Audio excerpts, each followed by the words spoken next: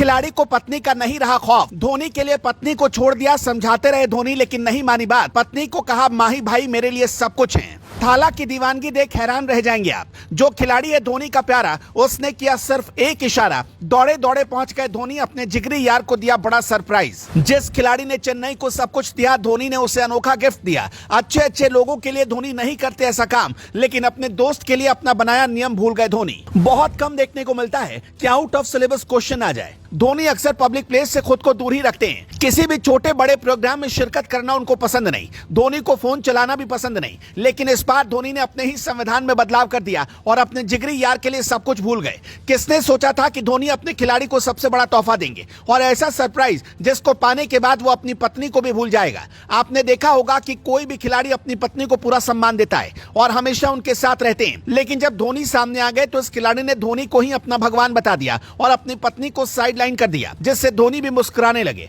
धोनी ने कहा अरे भाई भाभी को इधर ले आओ, लेकिन इस खिलाड़ी ने धोनी की भी एक बात न सुनी और पत्नी को साइड करते हुए धोनी भाई से आशीर्वाद लिया। दरअसल चेन्नई सुपर किंग्स के स्टार खिलाड़ी तुषार देशपांडे का जन्मदिन था और तुषार देशपांडे होटल में केक काटने की तैयारी कर रहे थे। सब कुछ ठीक चल रहा था, उनकी पत्नी भी उनके बगल में खड़ी थी, लेकिन तभी जो कुछ हुआ उस पर तुषार को यकीन नहीं हुआ, क्योंकि धोनी कंधे पर बैग टांगकर सीधे तुषार के पास पहुंचे और उन्होंने गले लगाकर जन्मदिन की बधाई दी। इस तरह का तोहफा पाकर तुषार देशपांडे की खुशी का ठिकाना नहीं रहा। उन्होंने धोनी को गले लगाया और कहा कि भाई आपके हाथ से मैं पहले केक खाऊंगा। पत्नी भी बगल में खड़ी थी और केक खिलाने की तैयारी में थी। लेकिन तुषार देशपांडे की दीवानगी किस कदर धोनी को लेकर है, इसको आप इस बात से समझ सकते हैं कि उन्होंने सबसे पहले धोनी के हाथ से केक खाया और उसके बाद बाकी खिलाड़ियों ने भी उनको केक खिलाया और आखिर में पत्नी के हाथ से वो केक खाए। आपको बता दें कि आईपीएल के सीजन में तुषार देशपांडे ने कमाल की गेंदबाजी की, खासकर जब मथीशा पथराना अपने देश लौट गए। उसके बाद चेन्नई सुपर किंग्स की टीम मुश्किल में दिखाई पड़ रही थी। ऐसा लग रहा था कि अब कौन सा गेंदबाज टीम की नैया पार लगाएगा।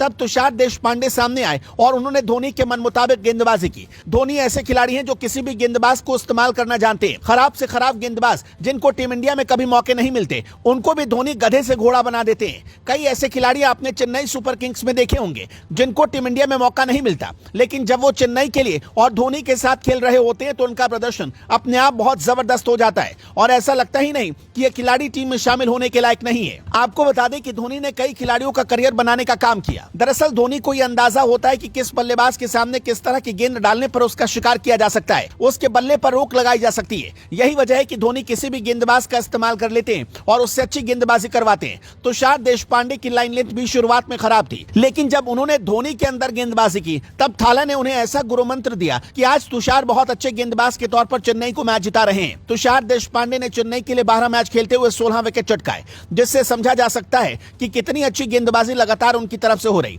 लेकिन इसका पूरा श्रेय माही भाई को ही जाता है, क्योंकि अगर धोनी विकेट के पीछे से गेम्स ना बदले तो अच्छा खासा गेंदबाज भी मिट्टी के भाव नहीं बिकता।